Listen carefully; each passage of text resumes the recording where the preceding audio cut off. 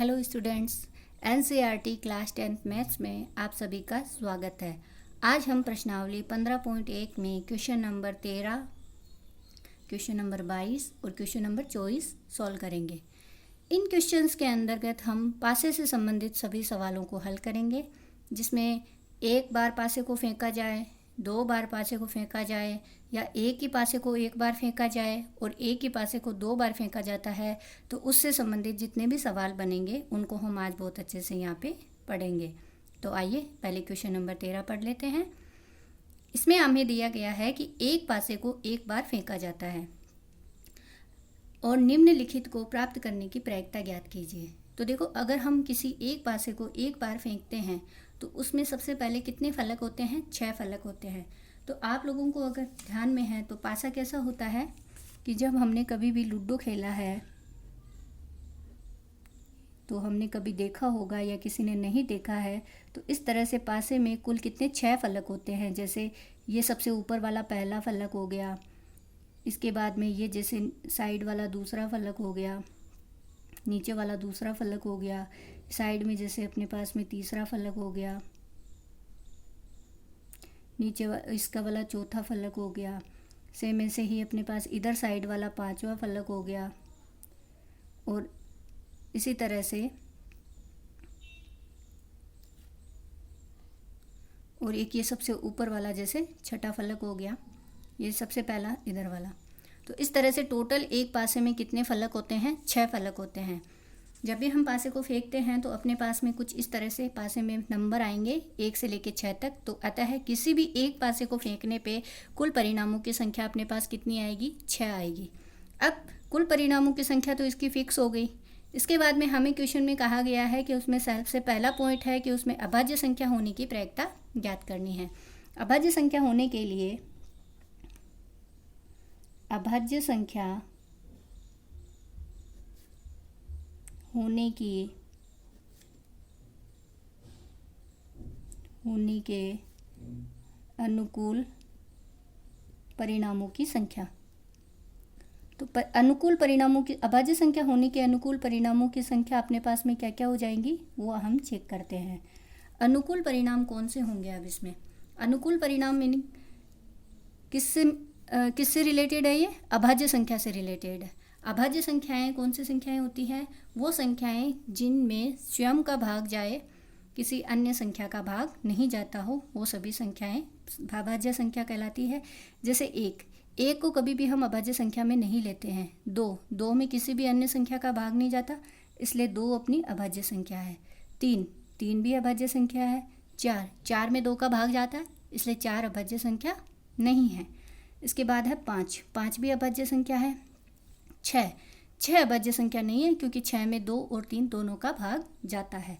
अगर मैं किसी और संख्याओं की बात करूं इससे आगे भी, जैसे मान लो कि 1 से 20 तक की संख्याओं के बारे में हम डिस्कस कर रहे हैं कि 2, 3, 5, उसके बाद 6 में जाता है, 7, 8 में भी जाता है, 9।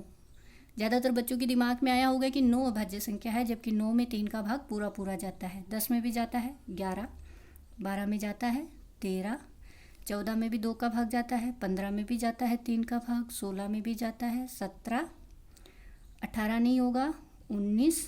इस तरह से हम बहुत सारी संख्याओं को बना सकते हैं।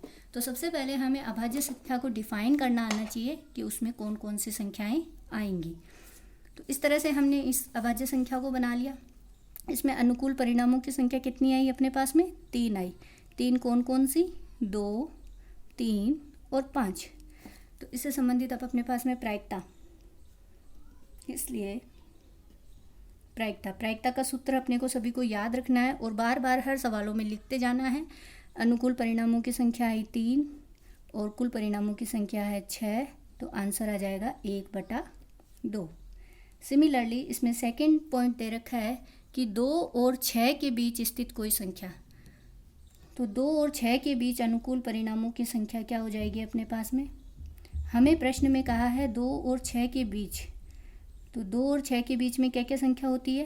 3, 4, 5, 3 ही तो होती है। 2 और 6 के बीच में क्या होगा? 3 होगा, 4 होगा और 5 होगा। तो इसलिए ये भी कितनी आई 3, क्योंकि देखो 2 के बराबर और 6 के बराबर नहीं कहा है। अगर हमें ये कहते 2 या 2 के बीच में, तब अपन उसमें 2 भी लेते। तो इस समय अपने पास में प्रायिकता क्या आ जाएगी, वही 3/6।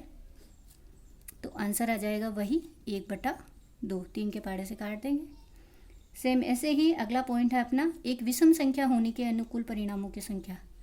तो विषम संख्या होने के अनुकूल परिणामों की संख्या भी वही आएगी। विषम संख्याएं कौन कौन सी है इसमें, 1 से लेकर 6 के बीच में विषम संख्याएं कौन कौन सी हैं, 1, 3, 5, यही है।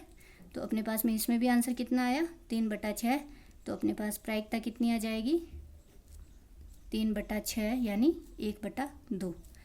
अब ज़रूरी नहीं है कि सभी का आंसर 1/2 ही आए, बट इस क्वेश्चन में सभी का आंसर 1/2 आया है। इसके बाद हम अगला क्वेश्चन करते हैं 22वां क्वेश्चन। तो आइए 22वां क्वेश्चन पढ़ लेते हैं।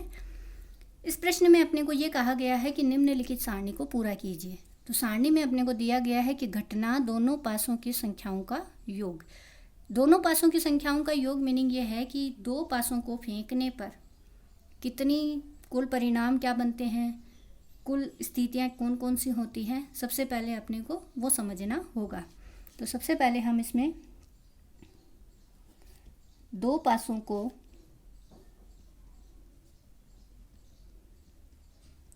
फेंकने पर या उछालने पर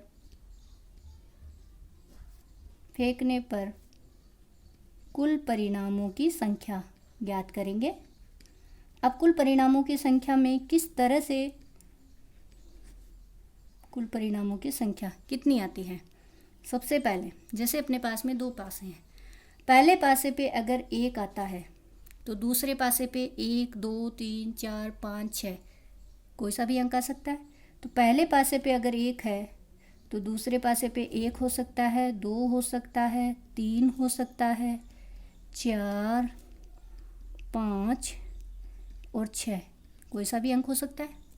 इसी तरह से मान लो कि पहले पासे पे अगर 2 है तो दूसरे पासे पे भी 2, 3, 4, 5 और 6 कोई सा भी अंक हो सकता है। सिमिलरली पहले पासे पे अगर 3 है तो दूसरे पासे पे 1, 2, 3, 4, 5, 6 कोई सा भी अंक हो सकता है। तो इसी तरह से पहले अपन ये सभी संभव स्थितियाँ लिख लेते हैं। इस तरह से अपने पास में कुल संभव स्थितियाँ कितनी आई, 36 आ गई।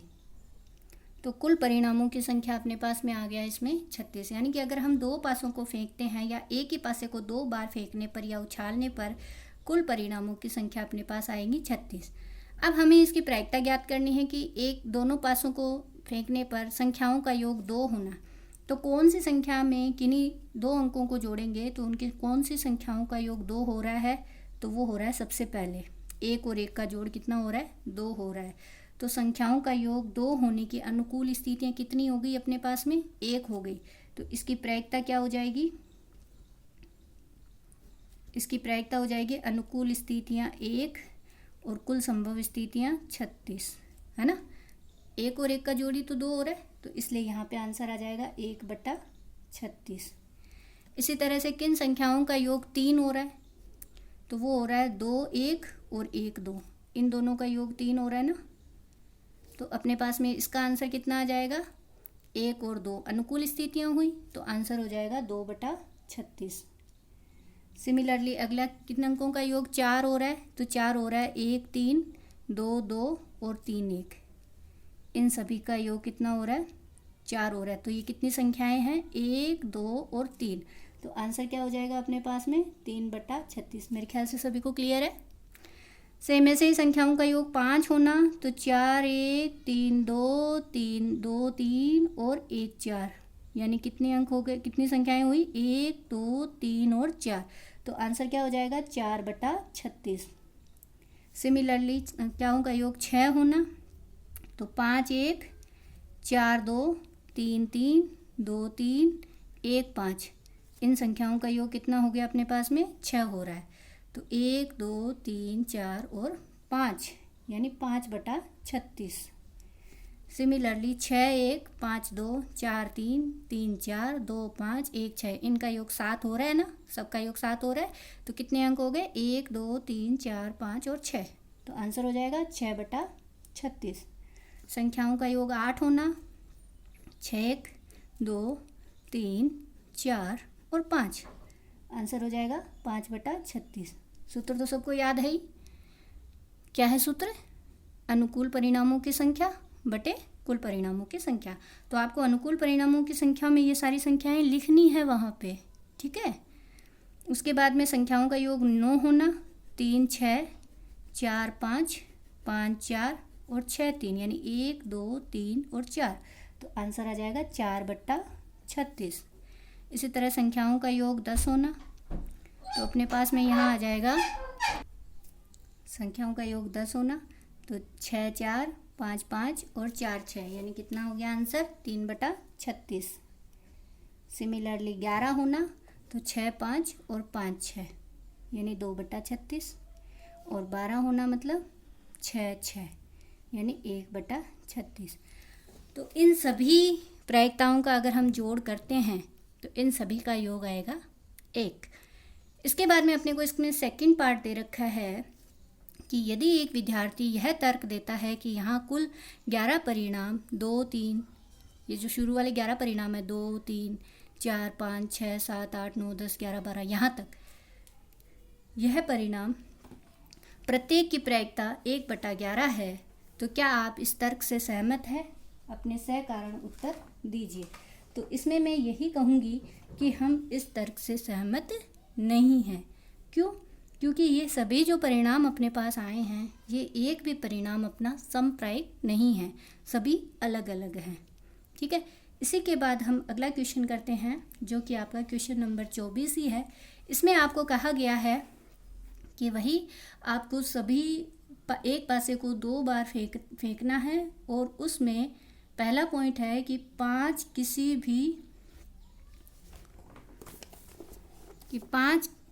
किसी भी बार में नहीं आएगा। तो 5 नहीं आना चाहिए। सबसे पहले ये बात है कि उस पासे के अंदर जब हम फेंकते हैं तो उसमें 5 नहीं आए। तो 5 नहीं आने की प्रायिकता के लिए अनुकूल स्थितियाँ कौन कौन सी हो सकती है, तो हम देखते हैं। देखो इसमें 5 नहीं है, 1 2 3 4, इसमें 5 है तो ये नहीं काउंट होगा।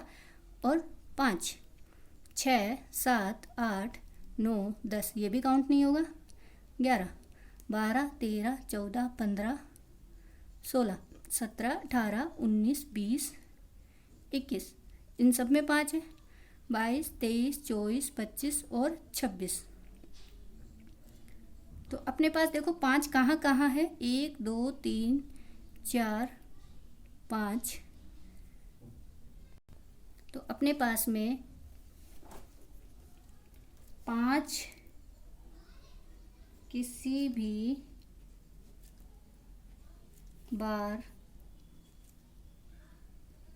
नहीं आने की अनुकूल स्थितियाँ, इन स्थितियों को हमें बार बार नहीं लिखना है, एक बार लिखना है और उसके बाद हमें डायरेक्ट नोट आउट कर लेना है। तो क्वेश्चन नंबर 24 के अंतर्गत हमारे पास अनुकूल स्थिति कितनी आ गई? 5। कुल स्थितियाँ कितनी हैं अपने पास में? 36 हैं। तो आंसर क्या हो जाएगा? 25/36। इसी के बाद सेकंड पॉइंट अपने को दे रखा है इसमें कि 5 कम से कम एक बार आएगा। कम से कम एक बार आना या अधिक से अधिक 2 बार भी आ सकता है। तो इसके अंतर्गत जहाँ जहाँ हमें 5 दिख रहा है वो सारे पॉइंट हम ले लेंगे। तो 1 2 3 4 5 6 7 8 9 10 और 11। तो आंसर क्या हो जाएगा? 11/36। तो इस तरह से हम पासे से संबंधित सभी सवालों को हल कर लेंगे। Thank you.